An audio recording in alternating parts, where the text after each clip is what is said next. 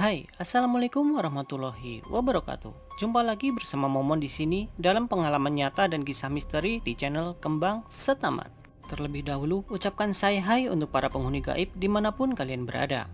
Kisah kali ini datang dari penulis Rara, atau kalian bisa langsung mengunjungi Facebooknya. Dan jangan lupa follow juga akun penulis ya.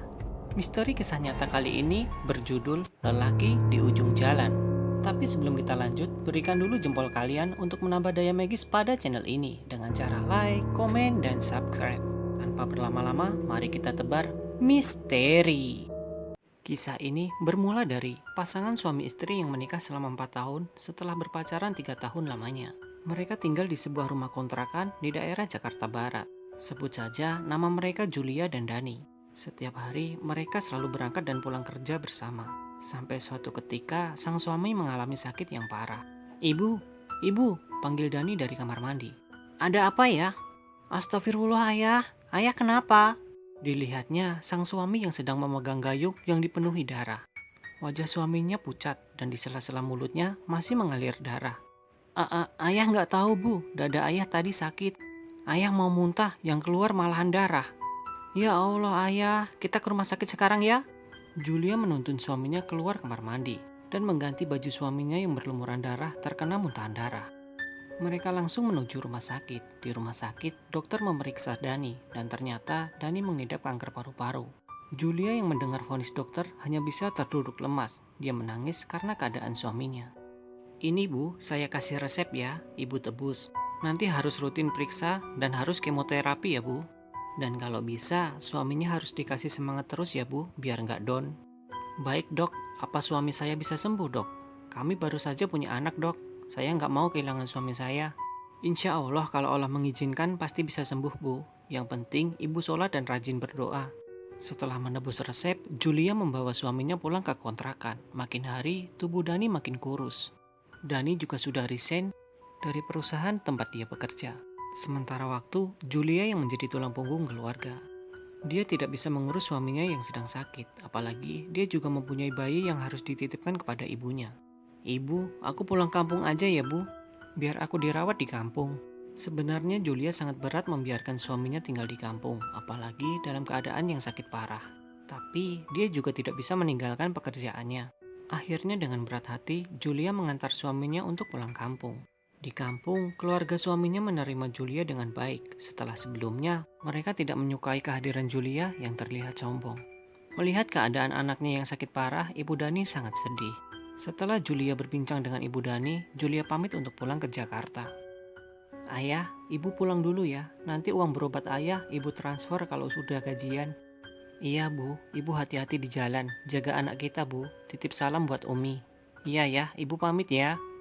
Julia memeluk suaminya sebelum ia pergi. Julia memasuki mobil yang sudah dipesannya untuk menuju ke terminal. Setelah sampai di Jakarta, Julia melanjutkan hari-harinya tanpa suami di sampingnya. Dia rutin mengirimkan uang untuk berobat suaminya, dan setiap minggu, Julia juga menengok anaknya yang dirawat oleh uminya.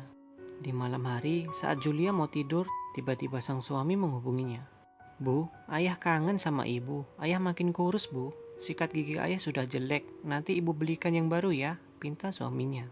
Iya ayah, ibu pasti beliin sikat gigi yang baru buat ayah. Ayah harus cepat sembuh ya, biar kita bisa sama-sama lagi, kasihan anak kita ya. 3 minggu kemudian, Julia mendapat kabar dari mertuanya untuk segera pulang kampung. Sebenarnya perasaan Julia sudah mulai tidak enak pada waktu itu. Dia sempat menanyakan Dani pada mertuanya. Ibu Dani bilang kalau Dani baik-baik saja. Malam itu juga Julia pulang kampung. Di sepanjang jalan perasaan sudah tidak enak. Sampai di depan rumah Dani, Julia melihat bendera kuning yang dipasang di depan rumahnya. Hati Julia semakin takut. Tubuhnya gemetaran berjalan mendekati rumah ibu mertuanya. Dilihatnya banyak orang yang berkumpul. Semakin dekat, dia tidak melihat suaminya yang biasanya duduk di depan rumah.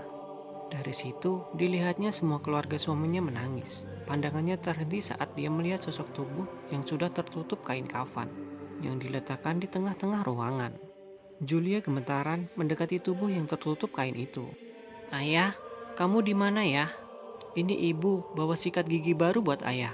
Seketika, Julia menangis sambil memegang sikat gigi yang baru dipesan oleh suaminya.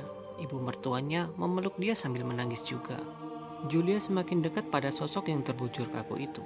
Dibukanya kain yang menutup wajahnya. Terlihat wajah suami yang sangat dicintainya. "Ayah, ayah bangun, ayah!" Julia berteriak histeris. Digoyang-goyangkannya tubuh suaminya dan diciumi wajah suaminya. Julia berteriak histeris tidak terima suaminya telah meninggal.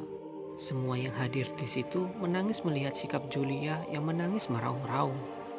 Setelah suaminya dikuburkan, Julia depresi dan tidak mau makan serta minum. Yang ada di pikirannya hanya almarhum suaminya. Bahkan, Julia sama sekali tidak ingat dengan anaknya yang dirawat oleh uminya.